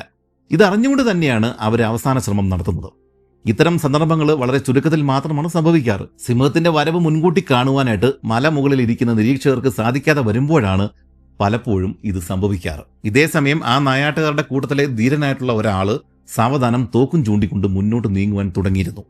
അയാൾ അടുത്ത് വരുന്നത് കണ്ടതോടെ സിംഹം ഖാലിദിനെയും എടുത്തുകൊണ്ട് പുറം തിരിഞ്ഞങ്ങിരുന്നു കളഞ്ഞു. മുന്നോട്ട് വന്നയാൾ ശ്രദ്ധയോടെ സിംഹത്തിന്റെ പുറകിലൂടെ തന്നെ അവന്റെ തൊട്ടു മുന്നിൽ എത്തിയിട്ടും ഖാലിദിന്റെ തലയിലുള്ള പിടുത്തം അവൻ വിട്ടിരുന്നില്ല. അടുത്ത നിമിഷം സിംഹം ഖാലിദിനെ വിട്ട് തന്റെ മുന്നിൽ തൂക്കുമായിട്ട് നിൽക്കുന്നയാളെ ആക്രമിക്കുവാനായിട്ട് വായ പുലർത്തിയതും വായക്കുള്ളിലേക്ക് അയാൾ നിറയൊഴിച്ചതും ഒരുമിച്ച് നടന്നു. ആക്രമിക്കുവാനായിട്ട് എഴുന്നേറ്റ സിംഹം അതേ നിലയിൽ പിടിവിട്ട് ഇരുന്നു പോവുകയും പ്രാണൻ വെടിഞ്ഞ് ഒരു വശത്തേക്ക് ചെരിയുകയും ചെയ്തു. ചത്തു വീണ സിംഹത്തിന്റെ അടിയിൽ നിന്നും ഖാലിദിനെ വലിച്ചെടുക്കുമ്പോൾ അയാൾക്ക് ജീവൻ ഉണ്ടായിരുന്നില്ല. അൾജീരിയൻ നാടോടി വർഗ്ഗക്കാരുടെ 19-ാം നൂറ്റാണ്ടിലെ ഒരു സാധാരണ ദിവസമാണ് ഈ രീതിയിൽ അവസാനിച്ചത്. എന്നാൽ അൾജീരിയയിലെ എല്ലാ നാടോടി വർഗ്ഗങ്ങളും അറ്റ്ലസ് ലയണിനെ നേരിടുന്നത് ഈ രീതിയിലായിരുന്നില്ല. സിംഹത്തെ നേർക്കുനേരെ ആക്രമിച്ച് കൊല്ലുന്നവരും അക്കൂട്ടത്തിൽ ഉണ്ടായിരുന്നു. ഔലേ സെസി എന്ന നാടോടികൾ അത്തരക്കാരായിരുന്നു. അവരെ താമസിച്ചിരുന്ന സ്ഥലങ്ങളിൽ മലകളിലല്ല, മറിച്ച് വനങ്ങളിലായിരുന്നു അറ്റ്ലസ് സിംഹങ്ങൾ കാണപ്പെട്ടിരുന്നത്. പതിവ് പോലെ ആദ്യമേ തന്നെ അവർ കുറച്ചാളുകളെ അയച്ച് കാട്ടിൽ സിംഹം ഏത് ഭാഗത്താണ് ഉള്ളത് എന്ന് ഉറപ്പിക്കും. ശേഷം പകൽ സമയത്താണ് ആ കാടിന്റെ പുറത്തുള്ള ഏതെങ്കിലും തെളിഞ്ഞ സ്ഥലത്ത് അവർ യോഗം കൂടുന്നത്. ദേഹത്തുള്ള ബർണൂസ് ഉൾപ്പെടെയുള്ള തുണികൾ അടുത്തുള്ള മരത്തിൽ അഴിച്ചു വെച്ച ശേഷമാണ് അവർ ഈ ആക്രമണത്തിന് തയ്യാറാവുക. അതിനുശേഷം മുട്ടറ്റം നീളമുള്ള ഒരു ഗൗൺ മാത്രമാണ് അവർ ധരിക്കുന്നത്. 1852 രേഖപ്പെടുത്തിയ ഒരു സംഭവമാണ് ഇനി വിവരിക്കാൻ പോകുന്നത്. ഔലേ സെസി ഗോത്രത്തിലെ നായാടികൾ ഇപ്പോൾ നിൽക്കുന്ന സ്ഥലത്തു നിന്നും ഒരു സിംഹത്തിന്റെ കാൽപ്പാടുകൾ വനത്തിന്റെ ഉള്ളിലേക്ക് കയറിപ്പോകുന്നുണ്ട്. അത് ഫോളോ ചെയ്യുവാൻ തന്നെയാണ് അവരുടെ തീരുമാനം. അതുകൊണ്ട് തന്നെ സമയം കളയാതെ ആ വേട്ടക്കാര് ആ പാടുകൾ നോക്കി വനത്തിന്റെ ഉള്ളിലേക്ക് നടന്നു തുടങ്ങി. ഇടതിങ്ങിയ വനമായതുകൊണ്ട് തന്നെ നിരന്നുള്ള ബാറ്റിൽ ഫോർമേഷൻ സ്വീകരിക്കാതെ ഒരാൾക്ക് പുറകിൽ മറ്റൊരാൾ എന്ന രീതിയിലാണ് അവർ മുന്നോട്ടേക്ക് നീങ്ങിയത്. ഇതൊട്ടും സുരക്ഷിതമല്ലാത്തൊരു പണിയാണ്. അതിനാൽ സിംഹത്തിന്റെ ട്രാക്ക് നോക്കി പോകുന്ന വേളയിൽ എപ്പോഴൊക്കെ മരങ്ങളില്ലാത്ത തെളിഞ്ഞ പ്രദേശം കണ്ടുവോ അപ്പോഴൊക്കെ അവര് ഒരു നിരയായിട്ട് തന്നെ നിലകൊള്ളുവാനായിട്ട് പ്രത്യേകം ശ്രദ്ധിച്ചിരുന്നു. ആവേശം മൂത്ത ഒരു ചെറുപ്പക്കാരനാണ് ഏറ്റവും മുന്നിൽ നടക്കുന്നത്. വേട്ടയിൽ തീരെ പരിചയമില്ലാത്തതിനാൽ അവനോട് പിന്നിൽ പോകുവാൻ മറ്റുള്ള ആളുകൾ പറയുന്നുണ്ടെങ്കിലും വാശി കാരണം അവനത് കേൾക്കുന്നുണ്ടായിരുന്നില്ല. തൊട്ടടുത്ത് കണ്ട തെളിഞ്ഞ സ്ഥലത്ത് എത്തിക്കഴിഞ്ഞപ്പോഴേക്കും അവർ ഒരുമിച്ച് വരിവരിയായി നിന്നു. അതിനുശേഷം ശബ്ദമുണ്ടാക്കി സിംഹത്തെ പ്രകോപിപ്പിച്ച് പുറത്തു ചാടിക്കുവാൻ നോക്കിയെങ്കിലും അതുകൊണ്ട് പ്രയോജനമൊന്നും ഉണ്ടായില്ല. നിരാശയോടെ അവർ വീണ്ടും ഫോർമേഷൻ ഉപേക്ഷിച്ചിട്ട് ഒരാൾക്ക് പുറകെ മറ്റൊരാൾ എന്ന രീതിയിൽ കാട്ടിലേക്ക് പ്രവേശിച്ചു. ഇതേസമയം മുന്നിൽ നടന്നിരുന്ന ആ ചെറുപ്പക്കാരൻ പെട്ടെന്ന് നിന്ന ശേഷം പുറകിൽ വരുന്നവരോട് ശബ്ദം താഴ്ത്തി പറഞ്ഞു, നമുക്ക് തെറ്റിപ്പറ്റിപ്പോയി. ഇവിടെ ഒന്നല്ല 2 സിംഹങ്ങളാണ് ഉള്ളത്. അവന്റെ മുന്നിൽ തലങ്ങും വിലങ്ങും 2 ജോഡി കാൽപ്പാടുകൾ കണ്ടതുകൊണ്ടാണ് അയാൾ അങ്ങനെ പറഞ്ഞത്. ആ 2 ട്രാക്കുകളും പരസ്പരം ഓവർലാപ്പ് ചെയ്താണ് കിടന്നിരുന്നത്. അതിൽ പുതിയ ട്രാക്കുകൾ നോക്കിയാണ് അവർ പിന്നീട് നീങ്ങിയത്. എന്നാൽ കൂടുതൽ ട്രാക്കുകൾ തലങ്ങും വിലങ്ങും കാണുവാൻ തുടങ്ങിയതോടെ ആ മുന്നിൽ നടന്നുകൊണ്ടിരുന്ന ആ ചെറുപ്പക്കാരന് ആകെ ആശയക്കുഴപ്പമായി. അതോടുകൂടി മറ്റൊരു തെളിഞ്ഞ സ്ഥലം കിട്ടിയതോടെ അവർ ഒന്ന് നിന്നു. ആ സമയം മുതിർന്ന ചില ആളുകൾ മുന്നോട്ട് വന്നിട്ട് ട്രാക്കുകൾ പരിശോധിച്ചു. സത്യത്തിൽ അത് 2 സിംഹങ്ങളുടെ ട്രാക്കുകളായിരുന്നില്ല. ഒരു സിംഹം തന്നെ പലപ്പോഴായിട്ട് നടന്നുണ്ടായ കാൽപ്പാടുകൾ തന്നെയായിരുന്നു അത്. അതിൽ ഒരു വരി ട്രാക്കുകൾ വളരെ പുതിയതുമായിരുന്നു. അതായത് സിംഹം ഇവരെത്തുന്നതിനും തൊട്ട് മുമ്പ് തന്നെ ഇതുവഴി കടന്നു പോയിട്ടുണ്ട്. അതോടുകൂടി അവര് അവിടെ നിന്നുകൊണ്ട് പുതിയ പദ്ധതികൾ ആവിഷ്കരിച്ചു. ഇനി ഈ ഒരു സംഘം രണ്ടായിട്ട് തിരിഞ്ഞിട്ട് തിരച്ചിൽ നടത്തുവാൻ വേണ്ടിയിട്ടാണ് അവർ തീരുമാനിച്ചത്. അതിനായിട്ട് മുഴുവൻ ആളുകളെയും കൃത്യം രണ്ടായിട്ട് ഭാഗിക്കുകയല്ല അവർ ചെയ്തത്. അടുത്ത ബന്ധുക്കളും സുഹൃത്തുക്കളും ഒരു ഗ്രൂപ്പിൽ തന്നെ നിൽക്കണം എന്നായിരുന്നു തീരുമാനം. കാരണം ഒരു അപകടം വന്നാൽ അവർക്ക് രണ്ടും കൽപ്പിച്ച് തൊട്ടടുത്ത് നിൽക്കുന്ന ആളെ രക്ഷിക്കാനാവും, അല്ലെങ്കിൽ അതിനുള്ള മനസ്സ് വരും. അപരിചിതരായിട്ടുള്ള രണ്ടുപേർ ഒരേ ഗ്രൂപ്പിൽ നിന്നാൽ അതൊരു പക്ഷേ നടക്കില്ല. അതുകൊണ്ട് തന്നെ ഒരു ഗ്രൂപ്പിൽ കൂടുതൽ ആളുകളും മറ്റേ ഗ്രൂപ്പിൽ കുറച്ച് ആളുകളും മാത്രമാണ് ഉണ്ടായിരുന്നത്. ഇതിൽ ഒരു ഗ്രൂപ്പ് ഇടതുവശത്ത് കാണുന്ന ട്രാക്കിനെയും മറ്റേ ഗ്രൂപ്പ് വലതുവശത്ത് കാണുന്ന ട്രാക്കിനെയും ഫോളോ ചെയ്ത് പോകുവാൻ വേണ്ടിയിട്ടാണ് തീരുമാനിച്ചത്. അങ്ങനെ അവർ രണ്ട് ഗ്രൂപ്പുകളായിട്ട് മുന്നോട്ട് നീങ്ങി. ഇടതുവശത്ത് നീങ്ങിയ സംഘത്തിലെ ആളുകൾ സിംഹത്തിന്റെ കാൽപ്പാടുകൾ ചെന്ന് അവസാനിക്കുന്ന ഒരു സ്ഥലത്താണ് ഒടുക്കം എത്തിച്ചേർന്നത്. പൊടുന്നിനെ കുറച്ചു മാറി മുന്നിൽ കാണുന്ന കാട്ടിൽ നിന്നും സിംഹത്തിന്റെ ഗർജനം മുഴങ്ങി. എല്ലാവരും തയ്യാറാകുവാനായിട്ട് ഈ സംഘത്തലവൻ ഉറക്കെ വിളിച്ചു പറഞ്ഞു, ഓർക്കുക, നമ്മൾ ധീരന്മാരാണ്, ഒട്ടും പതറാതെ ശത്രുവിനെ നേരിടുക. ഉടൻ തന്നെ സംഘത്തിലുണ്ടായിരുന്ന എല്ലാവരും സംഘത്തലവന്റെ ചുറ്റിനും എന്തിനും തയ്യാറായിട്ട് നിലകൊണ്ടു. ചിലര് തോക്ക് ചൂണ്ടി നിൽക്കുകയും മറ്റു ചിലര് മുട്ടുകുത്തി നിൽക്കുകയുമാണ് ചെയ്തത്. ചിലര് അടിക്കാടിന്റെ അടിയിലൂടെ സിംഹത്തിന്റെ കാലുകൾ കാണുവാൻ വേണ്ടിയിട്ട് നിലത്ത് തോക്കുകളും ഒക്കെ ആയിട്ട് കമഴ്ന്നാണ് കിടന്നിരുന്നത്. അല്പസമയം നേരത്തേക്ക് ഒന്നും സംഭവിച്ചില്ല. അടുത്ത നിമിഷം ഏറ്റവും മുന്നിൽ മുട്ടുകുത്തി നിന്നിരുന്ന ആള് താൻ സിംഹത്തെ കണ്ടുവന്ന് കൈകൾ കൊണ്ട് ആംഗ്യം കാണിച്ചു. അയാളുടെ തൊട്ടടുത്തുണ്ടായിരുന്ന മറ്റേ ആളും തനിക്കും സിംഹത്തെ കാണുവാൻ സാധിക്കുന്നുണ്ട് എന്ന് സിഗ്നൽ കാണിച്ചു. അടുത്ത നിമിഷം എന്തും സംഭവിക്കാം. അതോടുകൂടി എല്ലാവരും എന്തിനും തയ്യാറായി. സിംഹം തല കാണിച്ചാൽ 20ഓളം തോക്കുകളാണ് ഒരുമിച്ച് ഗർജിക്കുവാനായിട്ട് തയ്യാറായിട്ട് നിൽക്കുന്നത്. എന്നാൽ അവർക്ക് തെറ്റുപറ്റി. സിംഹം അവർക്ക് മുമ്പേ തയ്യാറായിട്ട് നിൽപ്പുണ്ടായിരുന്നു. മുന്നിലെ കാട്ടിലെ പൂച്ചയെ പോലെ പതുങ്ങി നിലത്തിരുന്ന സിംഹം അപ്രതീക്ഷിതമായിട്ട് വേട്ട സംഘത്തിന്റെ മുന്നിലേക്ക് എടുത്തു ചാടുകയും മുന്നിൽ നിന്നിരുന്ന ആദ്യത്തെ ആളെ കടിച്ചു കുടയുകയും രണ്ടാമത്തെ ആളുടെ കൈ കടിച്ചെടുക്കുകയും ചെയ്തു. ശേഷം മൂന്നാമനെ ആക്രമിച്ചെങ്കിലും രംഗം പന്തിയല്ല എന്ന് കണ്ടതോടെ അടുത്ത നിമിഷം അവൻ കാട്ടിലേക്ക് മറയുകയും ചെയ്തു. ഇതെല്ലാം സെക്കൻഡുകൾക്കുള്ളിൽ മാത്രമാണ് സംഭവിച്ചത്. ഒരൊറ്റ വെടി പോലും പൊട്ടിക്കാനായിട്ട് അവസരം കിട്ടുന്നതിന് മുമ്പ് സിംഹം ഒരാളെ വധിക്കുകയും രണ്ടുപേരെ മാരകമായിട്ട് പരിക്കേൽപ്പിക്കുകയും ചെയ്തത് കണ്ടിട്ട് മറ്റുള്ളവർ വിറങ്ങലിച്ച് നിന്നുപോയി. എല്ലാവരും വീണ് കിടക്കുന്ന ആളുകളുടെ അരികിലേക്ക് ഓടിയെത്തി. സിംഹത്തെ ആദ്യമേ കണ്ട് മറ്റുള്ള ആളുകളെ അറിയിച്ച ആ ചെറുപ്പക്കാരനാണ് കൊല്ലപ്പെട്ടിരിക്കുന്നത്. മറ്റു രണ്ടുപേരുടെയും പരിക്കുകൾ ഗുരുതരമാണ്. ഇതേസമയം സിംഹത്തിന്റെ ഗർജനവും ആളുകളുടെ അലർച്ചകളും കേട്ട് രണ്ടാമത്തെ സംഘത്തിലെ ആളുകൾ അവിടേക്ക് ഓടിയെത്തി. അവിടുത്തെ രംഗം കണ്ട് ഞെട്ടിപ്പോയ അവര് സിംഹത്തെ വധിക്കാതെ ഇനി വിശ്രമിക്കില്ല എന്ന് ഉറക്കെ അലറിക്കൊണ്ട് പ്രതിജ്ഞയെടുത്തു. അക്കൂട്ടത്തിലെ പ്രായമുള്ള ശിക്കാരികൾ പറഞ്ഞു, ഇനിയും സിംഹത്തെ തേടിയിട്ട് കാട്ടിലൂടെ അലയേണ്ട ആവശ്യമൊന്നുമില്ല. കാരണം അവരാവശ്യത്തിലേറെ അവനെ പ്രകോപിപ്പിച്ചു കഴിഞ്ഞു. അവൻ സ്ഥിരമായിട്ട് വിശ്രമിക്കുന്ന താവളത്തിലാണ് അവരിപ്പോഴും കയറി പ്രശ്നങ്ങൾ ഉണ്ടാക്കിക്കൊണ്ടിരിക്കുന്നത്. അതുകൊണ്ട് തന്നെ അവനെ തേടി പോകേണ്ട ഒരു കാര്യവുമില്ല. ഭ്രാന്ത് മൂത്ത അവൻ അവരെ തിരക്കി വീണ്ടും ഇങ്ങോട്ടേക്ക് തന്നെ വന്നുകൊള്ളും. ഇത് വ്യക്തമായി അറിയാമായിരുന്ന പരിചയസമരരായ ശിക്കാരികൾ തോക്കുമെടുത്തുകൊണ്ട് തയ്യാറായി നിൽക്കുവാനായിട്ട് ആളുകളോട് പറഞ്ഞു. അവരുടെ കണക്ക് കൂട്ടൽ തെറ്റിയില്ല. കാടിനെ പ്രകമ്പനം കൊള്ളിക്കുന്ന തരത്തിൽ അലറിക്കൊണ്ട് സിംഹം ഒരിക്കൽ കൂടി കാട്ടിൽ നിന്നും അവരുടെ നേർക്ക് പാഞ്ഞെടുത്തു. ഇപ്രാവശ്യം അവൻ പഴയതുപോലെ തന്നെ ഏറ്റവും മുന്നിൽ നിന്നിരുന്ന രണ്ട് വേട്ടക്കാരെ തന്നെയാണ് ആക്രമിച്ചത്. എന്നാൽ നേരത്തേതുപോലെ ആയിരുന്നില്ല കാര്യങ്ങൾ. വേട്ടക്കാരെല്ലാം തന്നെ അവന്റെ വരവ് കാത്തു നിൽക്കുകയായിരുന്നു. വെടിക്കെട്ട് പുരയ്ക്ക് തീ പിടിച്ചതുപോലെയാണ് 30ഓളം തോക്കുകൾ ഒരുമിച്ച് ഗർജിച്ചത്. ഡബിൾ ബാരൽ ഗണ്ണുകൾ ഉണ്ടായിരുന്നവർ അത് രണ്ടും പ്രയോഗിക്കുകയും ചെയ്തു. അരിപ്പ പോലെ തുളഞ്ഞ ശരീരവുമായിട്ട് ഭീമാകാരനായ ആ അറ്റ്ലസ് ലയൺ അവരുടെ ഇടയിലേക്ക് തന്നെ മറിഞ്ഞു വീണു. അവസാനം ഒരാൾ മുന്നോട്ട് ചെന്ന് വീണ് കിടക്കുന്ന അവന്റെ ചെവിയിലേക്ക് പിസ്റ്റൾ ഉപയോഗിച്ച് അവസാന വെടി കൂടി ഉതിർത്തതോടെ മറ്റൊരു അറ്റ്ലസ് ലയൺ കൂടി ഈ ഭൂമിയിൽ നിന്ന് വിട പറഞ്ഞു. ഇത്തരമൊരു അവസ്ഥയിൽ ജനിക്കുകയും ജീവിക്കുകയും ചെയ്യേണ്ടി വന്നാൽ സ്വന്തം നിലനിൽപ്പ് തന്നെയാണ് പ്രധാനം.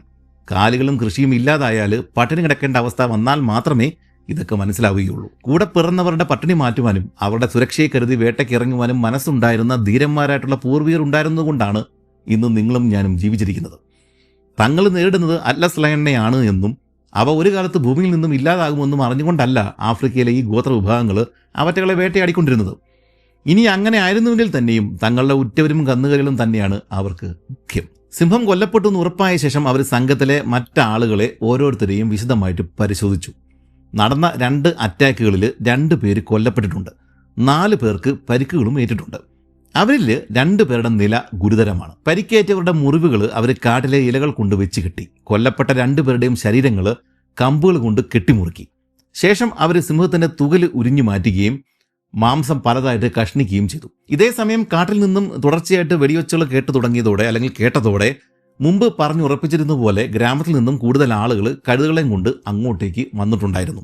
ഇതിനുശേഷം ഒരു പ്രത്യേക മുൻഗണനാ ക്രമത്തിലാണ് ആ സംഘം ഒന്നിനു പിറകെ മറ്റൊന്നായിട്ട് കാട് ഇറങ്ങി തുടങ്ങിയത്. സിംഹത്തെ അടുത്ത് ചെന്ന് ചെവിക്ക് വെടിവെച്ച് കൊന്നയാളാണ് ഏറ്റവും മുന്നിൽ ഉണ്ടാവുക.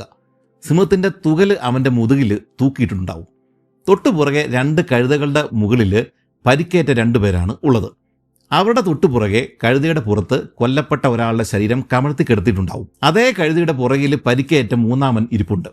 ഇതേ രീതിയിൽ തന്നെയാണ് 2-മത്തെ ആളുടെ ശരീരവുമായിട്ട് പരിക്കേറ്റ 4-മൻ കഴുതയുടെ പുറത്തു വരുന്നത്. ഇതിൻ്റെയും പുറകിൽ സിംഹത്തിൻ്റെ മാംസഭാഗങ്ങൾ കമ്പിൽ കെട്ടിത്തൂക്കിയിട്ടുകൊണ്ട് സംഘത്തിലെ ചെറുപ്പക്കാർ വരുന്നുണ്ട്. അവർക്ക് ചുറ്റിനും തോക്കേന്തിയ മുതിർന്ന വേട്ടക്കാരും ഉണ്ടാവും. ഏതാണ്ട് ഇതേ രീതിയിലാണ് ഒരു സിംഹവേട്ട കഴിഞ്ഞ ശേഷം ഔലേ സെസി വർഗ്ഗക്കാർ മലയിറങ്ങി വരുന്നത്. ആകാശത്തേക്ക് വെടിയുതിർത്ത് വരുന്ന ആ സംഘത്തെയും കാത്ത് ഗ്രാമത്തിൽ സ്ത്രീകളും കുട്ടികളും പ്രായമുള്ളവരും നിൽപ്പുണ്ടാവും. ആരുടെയൊക്കെ മക്കളാണ്, ആരുടെയൊക്കെ ഭർത്താക്കന്മാരാണ് കൊല്ലപ്പെട്ടിട്ടുണ്ടാവുക എന്നറിയാനുള്ള ആകാംക്ഷയാണ് എല്ലാ മുഖങ്ങളിലും ഉണ്ടാവുക. വേട്ടസംഘം അടുത്ത് വന്നതോടെ കാര്യങ്ങൾ അവർക്ക് വ്യക്തമായി തുടങ്ങി. കൊല്ലപ്പെട്ട ആളുകളുടെ ബന്ധുക്കളുടെ ഉറക്കെയുള്ള അലർച്ചകൾ, രക്ഷപ്പെട്ടവരുടെ ഭാര്യമാരുടെ ഉറക്കെയുള്ള പ്രാർത്ഥനകൾ, അങ്ങനെ ഈ ഒരു സംഭവം കൊണ്ട് ആ അന്തരീക്ഷമാകെ ബഹളമയമായി. കൊല്ലപ്പെട്ടവരെ സംസ്കരിച്ച ശേഷമാണ് ആളുകൾ ഓരോരുത്തർക്കും കിട്ടിയ മാംസത്തിന്റെ ഭാഗവുമായിട്ട് അവരവരുടെ വീടുകളിലേക്ക് മടങ്ങിയത്. അൾജീരിയയിൽ കെഫൽ ഹമാമ എന്നൊരു മലയുണ്ട്. ആ മലയുടെ താഴ്വരയിൽ കഴിഞ്ഞ നൂറ്റാണ്ടിലുണ്ടായിരുന്ന ഒരു ഗോത്രമാണ് ചെഗാത്മ. മുമ്പ് പറഞ്ഞ ഔലേ സെസി വർഗ്ഗക്കാർ ഈ ചെഗാത്മ ഗോത്രക്കാർ ഭീരുക്കളായിട്ടാണ് കണ്ടിരുന്നത്. അവർ സിംഹത്തെ വേട്ടയാടുന്ന രീതി കൊണ്ടാണ് അവരങ്ങനെ വിളിച്ചിരുന്നത്. ആദ്യത്തെ യോഗം കൂടലും വേട്ടക്കാർ ഒരുമിച്ച് കൂടുന്നതുമൊക്കെ ഔലേ സെസി വർഗ്ഗക്കാർ ചെയ്യുന്നത് പോലെ തന്നെയാണ് ഈ ചെഗാത്മ വർഗ്ഗക്കാരും ചെയ്തിരുന്നത്. മലമുകളിൽ സിംഹത്തെ സ്പോട്ട് ചെയ്ത് കഴിഞ്ഞ ശേഷം വലിയൊരു ആഴി കൂട്ടിയാണ് അവർ വേട്ടക്കാർക്ക് സിഗ്നൽ കൊടുക്കുന്നത്. ശേഷം സിംഹത്തിൻ്റെ വിശ്രമ കേന്ദ്രം സ്പോട്ട് ചെയ്യും.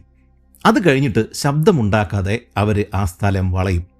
ഇനിയാണ് ഔലേ സെസി വർഗ്ഗക്കാർ ഈ ചെഗാത്മ വർഗ്ഗക്കാരെ കളിയാക്കുന്ന ഭാഗം വരുന്നത്. മറ്റുള്ളവർ ചെയ്യുന്നത് പോലെ ഇവർ സിംഹത്തെ കാത്തിരിക്കുകയോ അല്ലെങ്കിൽ അതിൻ്റെ നേർക്ക് ചെല്ലുകയോ അല്ല ചെയ്യുന്നത്. ഇവർ അവിടെയുള്ള പൈൻ മരങ്ങളുടെയും ഓക്ക് മരങ്ങളുടെയും മുകളിലേക്ക് കയറുകയാണ് ചെയ്യുന്നത്. അവിടെ കയറിയിരുന്ന് സിംഹത്തെ ചീത്ത വിളിച്ച് പുറത്തിറക്കുവാനാണ് അവരാദ്യം ശ്രമിക്കുക. മനുഷ്യരെ നേരിട്ട് ശീലമുള്ള അറ്റ്ലസിംഹം ചിലപ്പോൾ ഇതൊന്നും കേട്ട് പുറത്തിറങ്ങിയെന്ന് വരില്ല. രക്ഷയില്ല എന്ന് കാണുമ്പോൾ ചെഗാത്മകൾ കാട്ടിലേക്ക് ലക്ഷ്യമില്ലാതെ വെടിവെക്കുവാൻ തുടങ്ങും. അതോടുകൂടി സഹികെട്ട സിംഹം കലിമൂത്ത് പുറത്തു ചാടും. അങ്ങനെ അവൻ അബദ്ധത്തിൽ തുറസായ സ്ഥലത്ത് എത്തിയാൽ മരത്തിന്റെ മുകളിലിരിക്കുന്ന വേട്ടക്കാർ 4 ഭാഗത്തു നിന്നും നിറയൊഴിക്കുവാനായിട്ട് തുടങ്ങും. മുമ്പ് പറഞ്ഞതുപോലെ തലയ്ക്കോ ഹൃദയത്തിനോ കൊണ്ടില്ലെങ്കിൽ സിംഹം കൂടുതൽ കുഴപ്പക്കാരനായി മാറും. ആദ്യ റൗണ്ട് വെടി കഴിയുമ്പോൾ സിംഹം മരത്തിൽ കയറിയിരിക്കുന്ന ഏതെങ്കിലും ഒരാളെ കണ്ടിട്ടുണ്ടാവും. അടുത്ത നിമിഷം അലറിക്കൊണ്ട് അവൻ ആ മരത്തിലേക്ക് കയറുവാനായിട്ട് ശ്രമിക്കും. ഗതികേടിന് ബലമില്ലാത്ത ഒരു മരത്തിലാണ് വേട്ടക്കാരൻ ഇരിക്കുന്നതെങ്കിൽ സിംഹത്തിന്റെ ഭാരവും ശക്തിയോടുള്ള തള്ളലും കാരണം ആ മരം ഒടിയുകയോ വേട്ടക്കാരൻ താഴെ വീഴുകയോ ഒക്കെ ചെയ്യും. വെടികൊണ്ട ദേഷ്യത്തിൽ സിംഹം അവനെ പലതായി കടിച്ചു കീറുമെന്ന് ഉറപ്പാണ്. ഈ ഒരു സമയത്ത് മറ്റുള്ള വേട്ടക്കാർ മരത്തിന്റെ മുകളിൽ ഇരുന്നു കൊണ്ട് അടുത്ത റൗണ്ട് വെടി പൊട്ടിക്കുകയും സിംഹം അതോടുകൂടി കൊല്ലപ്പെടുകയും ചെയ്യും. ഇങ്ങനെ മരത്തിൽ കയറി ഒളിച്ചിരുന്ന് വെടിവെക്കുന്നത് കൊണ്ടാണ് മറ്റു ഗോത്രക്കാർ ഇവരെ ഭീരുക്കൾ എന്ന് വിളിക്കുന്നത്. ഉത്തരാഫ്രിക്കയിലെ എല്ലാ ഗോത്രക്കാരും ഇതുപോലെ കൂട്ടമായിട്ട് സിംഹത്തെ ആക്രമിക്കുകയല്ല ചെയ്തിരുന്നത്. മുമ്പ് വിവരിച്ച അരയറ്റം വലിപ്പമുള്ള മെൽബദ എന്ന കുഴികൾ എടുത്തിട്ട് അതിൻ്റെ ഉള്ളിൽ രാത്രിയിൽ ഒറ്റയ്ക്ക് സിംഹത്തെയും കാത്ത് ഉറക്കളച്ചിരുന്ന് വെടിവെച്ചിരുന്ന അറവ് വേട്ടക്കാരും ധാരാളം അക്കാലങ്ങളിൽ ഉണ്ടായിരുന്നു. അക്കൂട്ടത്തിൽ എടുത്തു പറയേണ്ട ആളാണ് ചക്കാർ. ടർക്കിഷ് വംശജനായിട്ടുണ്ടായിരുന്ന ചക്കാർ അൾജീരിയയിലെ പാഷയുടെ വേട്ടക്കാരിൽ പ്രധാന ആളായിരുന്നു. ചക്കാറിൻ്റെ ധീരത തന്നെയായിരുന്നു പ്രധാന കാരണം. പാഷയുടെ അടുത്തിരുന്ന് ഭക്ഷണം കഴിക്കാനുള്ള അവകാശം പോലും ചക്കാറിനുണ്ടായിരുന്നു. ഒട്ടനവധി സിംഹങ്ങളെ വേട്ടയാടിയ ചക്കാറിനോട് ഇനി വേട്ട മതിയെന്ന് പോലും ഒരിക്കലും പാഷ പറയുകയുണ്ടായി. ധീരനായ ചക്കാർ എക്കാലവും തൻ്റെ കൂടെ തന്നെ വേണമെന്നായിരുന്നു പാഷയുടെ ആഗ്രഹം. ഒരിക്കൽ ചക്കാർ ജബൽ മഹ്വാന എന്ന മലയുടെ താഴ്വരയിലുള്ള ഒരു ഗ്രാമത്തിൽ എത്തിച്ചേർന്നു. അവിടെ ഉണ്ടായിരുന്നവർ അദ്ദേഹത്തെ സ്വീകരിച്ച് ഇരുത്തിയ ശേഷം തങ്ങൾ അഭിമുഖീകരിക്കുന്ന ഒരു പ്രധാന പ്രശ്നം അയാളെ അറിയിച്ചു. 1 മാസമായിട്ട് ഒരു സിംഹം അവരുടെ കന്നുകാലിക്കൂട്ടത്തെ വിടാതെ ആക്രമിക്കുന്നുണ്ട്. തുടക്കത്തിൽ അതൊരു സിംഹക്കൂട്ടമായിരുന്നു. എന്നാൽ ഇപ്പോൾ ഒരു ആൺസിംഹം മാത്രമാണ് പ്രധാന ശല്യക്കാരൻ. കന്നുകാലികളെ വിട്ട് അവനെ എന്നാണ് മനുഷ്യരിലേക്ക് തിരിയുന്നത് എന്ന ഭയത്തിലാണ് ഗ്രാമത്തിലുള്ളവർ ഇപ്പോൾ കഴിയുന്നത്. ഇത്രയും കേട്ടതോടെ ചക്കാർ എന്ന വേട്ടക്കാരനിലെ സാഹസികൻ ഉണർന്നു. കൂടാതെ ഇത്രയും ആളുകൾ തന്നോട് അപേക്ഷിക്കുന്നത് കണ്ടതോടെ അത് തള്ളിക്കളയാനുള്ള മനസ്സൊന്നും അയാൾക്കുണ്ടായിരുന്നില്ല. അന്ന് വൈകുന്നേരം ഗ്രാമത്തിൽ ആഘോഷമായിരുന്നു. ചക്കാർ സിംഹത്തെ കൊല്ലുമെന്ന് ഉറപ്പാണ്. അതുകൊണ്ട് തന്നെ അദ്ദേഹത്തോടുള്ള ഒരു ആദരവ് സൂചകമായിട്ട് ഗ്രാമവാസികൾ ഒരു കാളയെ കൊല്ലുകയും വലിയൊരു സദ്യ നടത്തുകയും ചെയ്തു.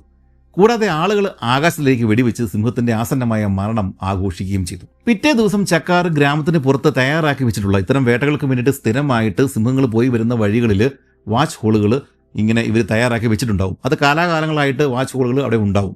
അത്തരം വാച്ച് ഹോളുകൾ ഇദ്ദേഹം പോയി നോക്കി. അരയറ്റം താഴ്ചയിൽ കമ്പുകളും കല്ലുകളും കൊണ്ട് മുകൾ ഭാഗം മൂടിയിട്ട് സിംഹത്തെ വേട്ടക്കാരൻ കാത്തിരിക്കുന്ന കുഴികളാണ് ഇത്തരം വാച്ച് ഹോളുകൾ. അതിൽ ഒരു വാച്ച് ഹോളിന്റെ അരികിൽ സിംഹത്തിന്റെ പഴക്കമില്ലാത്ത വിസർജ്യം കണ്ടതോടെ ആ സിംഹം ആ റൂട്ടിലൂടെയാണ് സ്ഥിരമായിട്ട് മലയിറങ്ങി വരുന്നത് എന്ന് ചക്കാറിന് മനസ്സിലായി.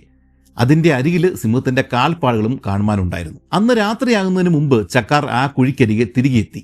അല്പം കഴിഞ്ഞ് സിംഹത്തിന്റെ ഇരയായിട്ട് വെക്കാനുള്ള ഒരു ആടുമായിട്ട് ഗ്രാമത്തിൽ നിന്നും മറ്റൊരാളും അവിടെ എത്തിച്ചേർന്നു. വേട്ടക്കാർ പല രീതിയിലാണ് ആടിനെ ഇരയായിട്ട് ഉപയോഗിക്കുക. ചിലർ വാച്ച് ഹോളിന് തൊട്ടരികിൽ തന്നെ ആടിനെ കെട്ടിയിടും. മറ്റു ചിലർ വാച്ച് ഹോളിന് കുറച്ച് ദൂരെ മാറിയിട്ടാണ് ആടിനെ കെട്ടിയിടുക. എന്നാൽ ചക്കാറിനെ പോലെ ധീരന്മാരായിട്ടുള്ള വേട്ടക്കാര് ആടിനെ തങ്ങളുടെ കൂടെ വാച്ച് ഹോളിൽ തന്നെയാണ് സൂക്ഷിക്കുക. ആടിന്റെ ചെവിയിൽ കമ്പ് കുത്തി ഇറക്കിയിട്ടാണ് രാത്രിയിൽ ആടിനെ ഇവർ കരയിപ്പിച്ചിരുന്നത്. ആടിന്റെ ശബ്ദം കേട്ട് വാച്ച് ഹോളിന്റെ അരികിലെത്തുന്ന സിംഹത്തിന്റെ വായിൽ തന്നെയാവും ചക്കാർ വെടിവെക്കുക. അങ്ങനെ ആടിനെ കുഴിയിലേക്ക് ചക്കാറിന്റെ കൂടെ ഉന്തിക്കയറ്റിയ ശേഷം വാച്ച് ഹോളിന്റെ വാതിൽ അടച്ചു കഴിഞ്ഞ് ആടിനെയും കൊണ്ട് വന്നയാള് ഗ്രാമത്തിലേക്ക് മടങ്ങി. പാതിരാത്രി ആയതോടെ വലിയൊരു വെടിശബ്ദം താഴ്വരയാകെ മുഴങ്ങിക്കേട്ടു. അത് കേട്ട് പുറത്തിറങ്ങിയ ഗ്രാമവാസികൾ സിംഹത്തിന്റെ ഉച്ചത്തിലുള്ള അലർച്ച മലമുകളിൽ നിന്ന് കേൾക്കുകയും ചെയ്തു. ശേഷം രണ്ടാമതും മൂന്നാമതും വെടിവെച്ചുകൾ തുടർച്ചയായിട്ട് മുഴങ്ങി. അവസാനം സിംഹം നിശബ്ദനായി. പിന്നീട് ശബ്ദമൊന്നും കേട്ടതേയില്ല. സിംഹം കൊല്ലപ്പെട്ടുവെന്ന് മനസ്സിലായതോടെ ഗ്രാമത്തിൽ ആഹ്ലാദാരവങ്ങൾ മുഴങ്ങി. പിറ്റേ ദിവസം അതിരാവിലെ തന്നെ ആളുകൾ ചക്കാർ കാവലിരുന്ന ആ ഒരു വാച്ച് ഹോളിലേക്ക് ഓടിച്ചെന്നു. എന്നാൽ മേൽക്കൂര തകർന്ന് കുഴിയിലേക്ക് ഇടിഞ്ഞു താണു കിടക്കുന്ന രീതിയിലാണ് വാച്ച് ഹോൾ അവർക്ക് കാണുവാൻ സാധിച്ചത്. കുഴിക്കകത്ത് ചക്കാറിന്റെ തോക്കും പിസ്റ്റളും കിടപ്പുണ്ടായിരുന്നു. തകർന്ന വാച്ച് ഹോളിന്റെ ഉള്ളിൽ ആട് ചത്ത നിലയിൽ കിടപ്പുണ്ട്. സിംഹത്തിന്റെ അറ്റാക്കിലല്ല, വാച്ച് ഹോളിന്റെ മേൽക്കൂരയിലെ കമ്പും കല്ലും തകർന്ന് വീണിട്ടാണ് ആട് കൊല്ലപ്പെട്ടത്. സിംഹം ചാടി വീണതുകൊണ്ടാണ് വാച്ച് ഹോളിന്റെ മേൽക്കൂര തകർന്നത്. പക്ഷെ ചക്കാറും സിംഹവും എവിടെ പോയി? ആ കുഴിയിൽ നിന്ന് പുറത്തേക്ക് ചോരപ്പാടുകൾ കിടപ്പുണ്ടായിരുന്നു. അക്കൂട്ടത്തിൽ സിംഹത്തിന്റെ കാൽപ്പാടുകളും കാണുന്നുണ്ട്. ഇത് രണ്ടും മറ്റൊരു സ്ഥലത്തേക്കാണ് നീണ്ടുപോകുന്നത്. എന്നാൽ അക്കൂട്ടത്തിൽ സിംഹം എന്തോ ഒന്ന് വലിച്ചഴിച്ചുകൊണ്ടാണ് പോയത് എന്ന് പുല്ലിലെയും മണ്ണിലെയും പാടുകളിൽ നിന്നും വ്യക്തമായിരുന്നു. അധികം ദൂരെയല്ലാത്ത ഒരിടത്ത് ചക്കാറിന്റെ രണ്ടാമത്തെ പിസ്റ്റളും കിടപ്പുണ്ടായിരുന്നു. തൊട്ടരികിൽ തന്നെ ചക്കാറിന്റെയും സിംഹത്തിന്റെയും ശരീരങ്ങൾ കിടപ്പുണ്ട്. രണ്ട് സർപ്പങ്ങൾ പരസ്പരം ചുറ്റിപ്പിണഞ്ഞ് കിടക്കുന്നത് പോലെയാണ് ആ രീതിയിൽ ഒരുമിച്ചാണ് ചക്കാറും സിംഹവും കിടന്നിരുന്നത്. ചക്കാറിന്റെ തല ഏതാണ്ട് മുഴുവനുമായിട്ടും സിംഹത്തിന്റെ വായ്ക്കുള്ളിൽ തന്നെയായിരുന്നു. ഇടത്തെ കൈ സിംഹത്തിന്റെ സടയ്ക്കുള്ളിലായിരുന്നതുകൊണ്ട് കാണുവാൻ സാധിക്കുന്നില്ല. എന്നാൽ വലത്തെ കൈയിൽ ചോര പുരണ്ടിട്ടുണ്ട്. ആ കൈയിൽ ഒരു കഠാരയും കാണുന്നുണ്ട്. അത് സിംഹത്തിന്റെ ഒരു വശത്തേക്ക് കുത്തിയിറക്കിയ നിലയിലാണ് ഉള്ളത്. ഇതിനു മുമ്പ് ചക്കാർ ഉതിർത്ത വെടികളൊക്കെയും സിംഹത്തിന്റെ ശരീരത്തിൽ തുളഞ്ഞു കയറിയ പാടുകളും കാണുന്നുണ്ട്. ഇതൊക്കെ കൊണ്ടിട്ടും ചാവാതിരുന്ന സിംഹം വാച്ചോള് തകർത്ത് ചക്കാറിനെയും കടിച്ചെടുത്തുകൊണ്ട് പോകുന്നതാണ്. എന്നാൽ അവസാന നിമിഷവും തന്റെ തല സിംഹത്തിന്റെ വായ്ക്കകത്തായിട്ട് പോലും ചക്കാർ തന്റെ കഠാരി ഊരി സിംഹത്തെ കുത്തുകയാണ് ചെയ്തത്. പക്ഷേ നിർഭാഗ്യവശാൽ വേട്ടക്കാരൻ ഇരയോടൊപ്പം തന്നെ കൊല്ലപ്പെട്ടു. ചക്കാറിന്റെ ഈ ധീരത പിന്നീട് വർഷങ്ങളോളം അൾജീരിയയിലെ നാടോടിക്കഥകളിൽ ഒന്നായിരുന്നു. അങ്ങനെ 1-2 വർഷങ്ങൾ കടന്നുപോയി. 1852 ഒരു സായാഹ്നം ഒരു വാച്ച് ഹോൾ തയ്യാറാക്കിക്കൊണ്ടിരുന്ന അറബ് ഗോത്ര വംശജൻ കുഴിക്ക് മുകളിൽ തൂക്കമായിട്ട് നിൽക്കുന്ന ഫ്രഞ്ചുകാരനെ നോക്കിക്കൊണ്ട് ഉറക്കെ പറഞ്ഞു, ഇതാണ് ധീരനായ ചക്കാറിന്റെ കഥ. അന്നത്തെ രാത്രിയിൽ ഇതുപോലൊരു കുഴിയിലാണ് അയാൾ സിംഹത്തെയും കാത്തിരുന്നത്. ആ സ്ഥലം ഇതിന് വളരെ അടുത്താണ്. അതുകൊണ്ട് ഇത്തരമൊരു കുഴിയിൽ സിംഹത്തെയും കാത്തിരിക്കുന്നതിൽ അപമാനം തോന്നേണ്ട ഒരു കാര്യവുമില്ല. ഇത്രയും അയാളോട് ആ ഫ്രഞ്ചുകാരനോട് പറഞ്ഞ ശേഷം ആ ഗ്രാമവാസി തന്റെ ഗ്രാമത്തിലേക്ക് നടന്നു തുടങ്ങി. ആ സമയം ആ ഫ്രഞ്ച് വേട്ടക്കാരൻ ഉറക്കെ പുറകിൽ നിന്ന് വിളിച്ചു പറഞ്ഞു, ചക്കാറിന്റെ വിധി എന്തായാലും എനിക്കുണ്ടാവില്ല. കാരണം ഞാൻ ജെറാൾഡാണ്, ജൂൾസ് ജെറാൾഡ്.